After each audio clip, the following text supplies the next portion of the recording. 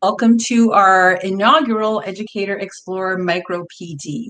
I am so excited to have Kerry Hynes with us today. I'm Ann Lewis. I'm a 2017 National Geographic Grosvenor teacher. And Kerry? I am a 2019 Grosvenor Teacher Fellow. And our Micro PD is an opportunity for us to connect further. We have so many smart, capable, talented educators in the community of former Grosvenor Teacher Fellows, Education Fellows, Educator Explorer grantees. So this is an opportunity to celebrate and elevate and share out the goodness. And so, Kerry, what are you going to be talking with us about today? So today we are going to be discussing and doing some activities incorporating art in the outdoors. Ooh, that sounds fun. I'm just going to let you run with it. I just want to say that I am your typical adult art shame kind of person. So if you're that kind of person out there, don't just go for the ride here. Just have some fun with this. Exactly. Thank you, Anne. And that's actually a huge component of today and this whole PD experience is to step outside that mindset of whether you are or are not an artist, because a lot of times that holds us back from experiencing things. And that's really not the purpose of all of this. So I'm going to begin right here. Let me just pull this up. Thinking about art in nature, and I actually went back to school a few years ago for conservation biology. And within that program, I spent a lot of my time, aside from doing fieldwork and research, seeing how art could be used for conservation purposes. Because I know that growing up, I fell into the category, imposter syndrome, where I didn't feel smart enough to partake in certain conversations in different subject areas. And I felt like art was a great way to not only engage people in conservation, but to really open that door of acceptance and saying like, hey, you are part of this community, whether you read peer-reviewed articles or not, we are all stakeholders in this. And I feel like art is such a great way to bring people in. And you can see here, these are just some pieces that I've done over the past year, but they all have such a different style. And I'm kind of the worst in figuring out like, all right, this is what I need to come up with. It has to be perfect. I don't fall into that category because I feel like sometimes when you put yourself into a box, you limit yourself and your experience. So you can see that, inspiration that comes from the natural world can range from creating funky pieces. Look at my little blobfish over here. I feel like his essence just really was perfect with that flower background, to more fieldwork, stylized scientific sketching on watercolors, maybe using any materials you have around the house. And I feel like that's super important too. You don't need to go out and buy these expensive art materials. You can just use what you have. And then just thinking about like your experience and how you're viewing the natural world.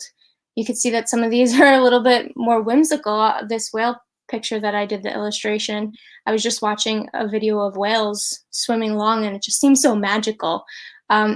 So all of these are great. And I know, especially in this community, there are some phenomenal artists who come to mind right away. And if you have a stylized portrait or you have a specific way that you like to partake in art, that's absolutely wonderful. But we're going to kind of take a step away from that today because, as I said before, we don't want anybody to feel excluded. And honestly, art is what you make of it. There is no good and bad. And it's really about the connection and the emotions associated with it. So I found this quote by Vincent van Gogh, and I think it really encapsulates the mission that we're trying to get across tonight in thinking about how exploration can take on different forms, and that it's really about that connection with the natural world that has such an impact on us and can lead to really powerful thinking and action. So it's not the language of painters, but the language of nature which one should listen to. The feelings for things themselves, for reality is more important than the feeling for pictures. So we're going to hold on to the kind of that quote, that mindset as we go through today's activity, in thinking about how we can use nature and connect with it through art. So if I showed you this picture right now, me, the little New Yorker, this when I came here, it's in Alaska, an old growth forest. I just want you to take a couple of seconds and make some observations. What do you see? What do you notice?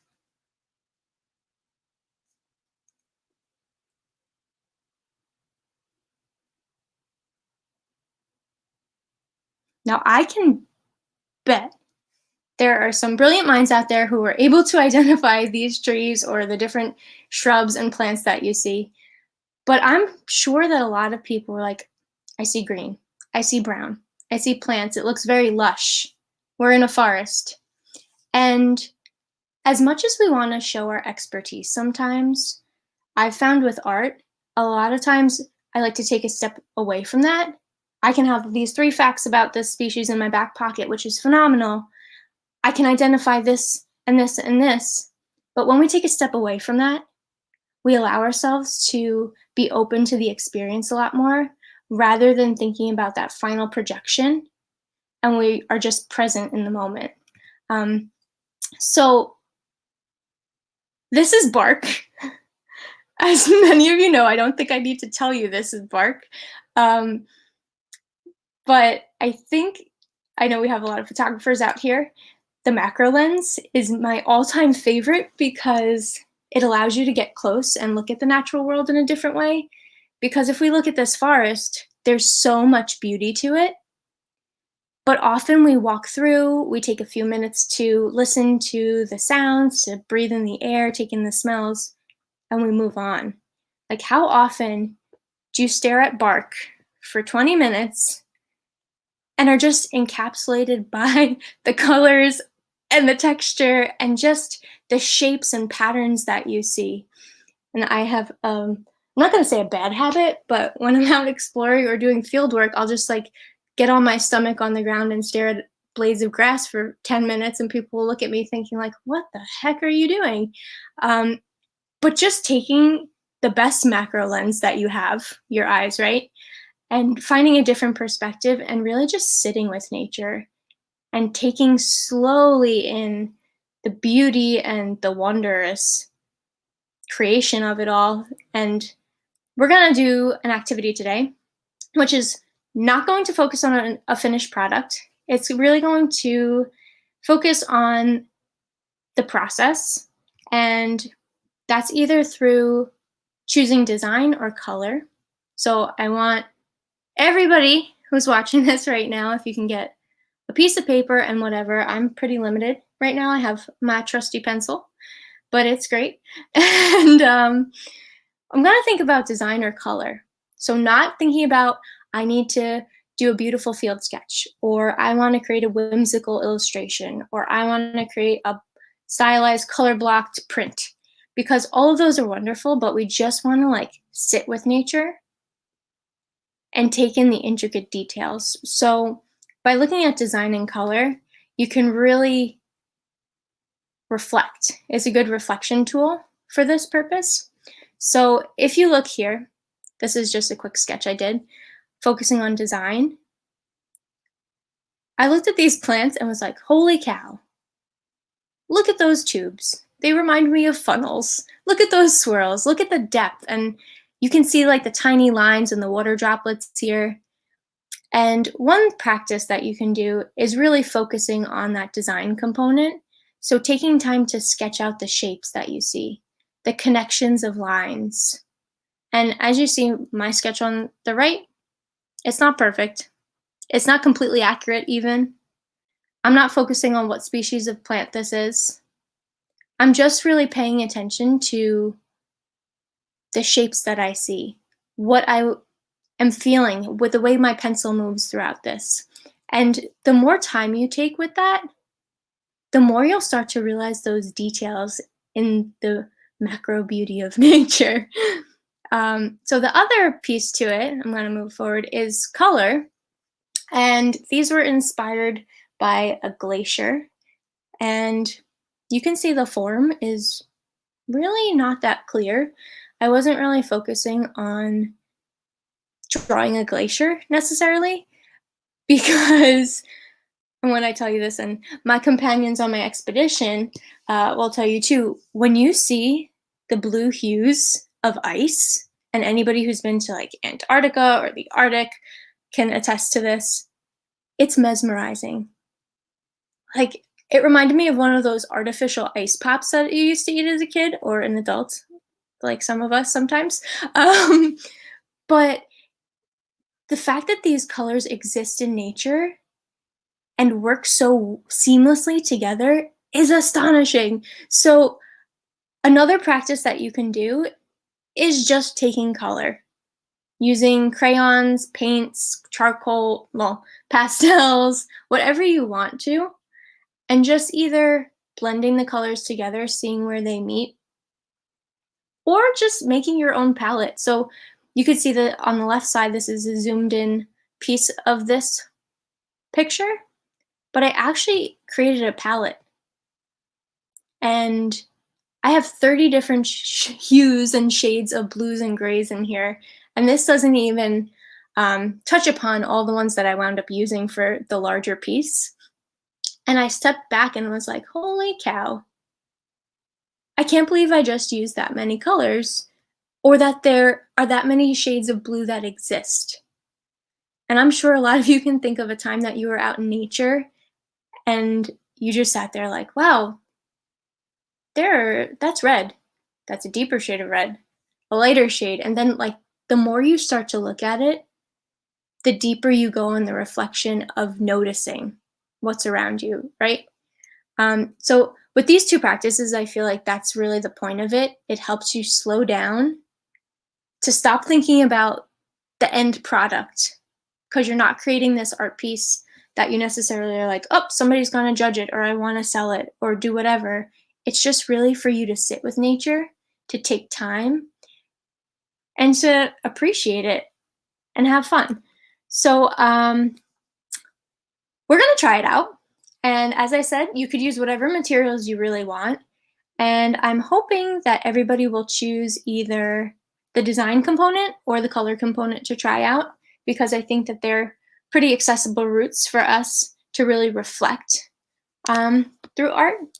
And I chose this picture, and I'm not even gonna tell you what species of flower it is. We just, remember, we wanna just throw away all of our scientific jargon, and we just wanna sit with it.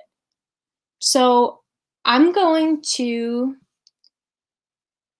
switch to my art cam, and I think you can all see this. I have the art cam right here, and I just have my pencil and paper, and I'm going to work on the design component and make this pretty quick. You can sit for as long as you want with it, but I'm just going to start sketching out what I see here, and I'm going to start with the little flower on the left. And I actually don't even have an eraser on this pencil, but that's okay. And I feel like that makes me appreciate what I'm doing more, as well as try out different things and be more attuned to, hey, it's okay if it's not perfect. That's what this is all about. It's just really about taking the time to notice. And as you see there, like those ridges in the flower.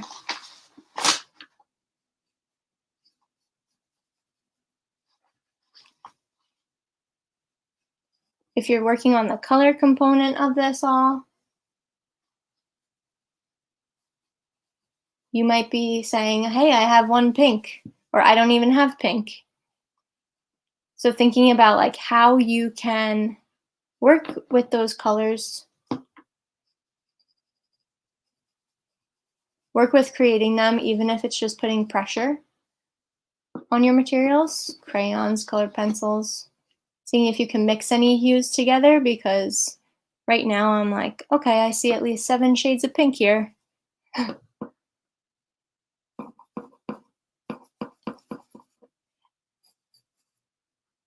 And one thing also is I've noticed that over time, when I do practices like this, I wind up coming up with like a basic sketch. And then I go back and wind up working on it for like extra 10 to 15 minutes past what I thought it would be, because there are all those extra details when you go back to it. So even now I'm noticing on the petals, you can see, you know, those little lines that curve inward, watching the angles.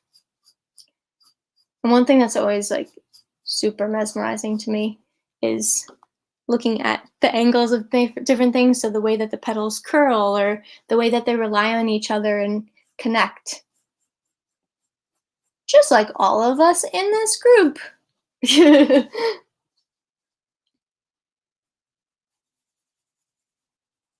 So depending on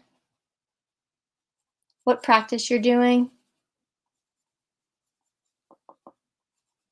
I hope you're kind of taking a step away from, oh, this is what it's supposed to look like. Oh, this is good. Oh, this is bad. Because it's really not good or bad. It's just what you're seeing, what you're noticing. And I'm going to be quiet for 2 minutes. So everybody can actually reflect in peace.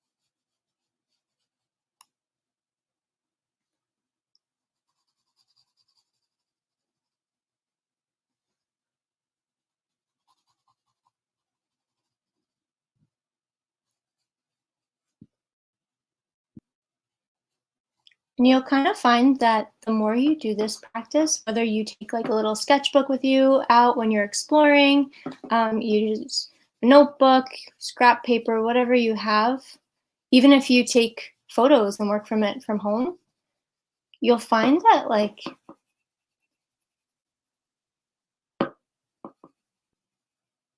you'll really begin to have these wonderings about what you're drawing in little things that you haven't noticed before, whether it be a simple flower that's outside of your house, or a little something pushing through the concrete like we have in New York.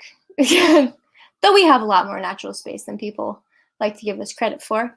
Or even if it's just something as simple as like something sitting on your windowsill. And I don't want to take too much time doing this, because I could honestly sit here for quite some time adding details to all of this. But you all kind of get the gist that this really isn't about creating the perfect piece of art. It's not about finding your style necessarily. It's really about sitting with nature, taking notice of those little things that we often take for granted and walk by, even when we think we are exploring, slowing down and really appreciating how our art can connect to the art of creation. So that's really that. And I really hope that everybody can work with this practice wherever you may be, because it's super accessible that you'll be able to do this really whenever. That was really amazing, Kerry. Thank you so much. I really could feel the zen and the peace of that, which I think, first of all, educators need. Our students and our learners need that. And, you know, when you're in that brain space of just being present and aware, there's powerful learning that goes on both cognitively and social and emotionally. And so we encourage you to keep working if you're watching this now or later on. And then we also encourage you to share your art and your ideas and your reflections with Kerry. You can see Kerry Hynes 13 at Twitter, Instagram, echo_hearts. Also, oops, that should be connecting further. Let me go ahead and check, correct that, not connecting further. And educate, hashtag educator explorer. And we'll go ahead and find that. So, don't be shy. I'm going to make a public commitment to put something out there. Yeah. Yeah. Awesome. And as I said, go ahead. Oh, as I said, it's like I used to doodle when I was younger, and I really didn't pursue art until the past couple of years when I was so inspired by nature and was like, this is a really great tool. But really, it's not about the finished product, right? It's really taking the time to find a new way to experience nature and just like reflect, as you said. Awesome. Well, thank you everybody for participating in our inaugural Micro PD. If you are an educator explorer further, if you're part of the further community and you have something you want to share with your community, with this community, please reach out to me. Just reach out, tag it, Connecting Further Educator Explorer, get me on Facebook, Twitter. And I'd love to showcase you and your awesomeness in this micro PD. And please share this broadly. This isn't just for furthers. This is for the entire education community. So thank you, and we'll see you next time on Micro PD. Thank you, and thank you, everybody.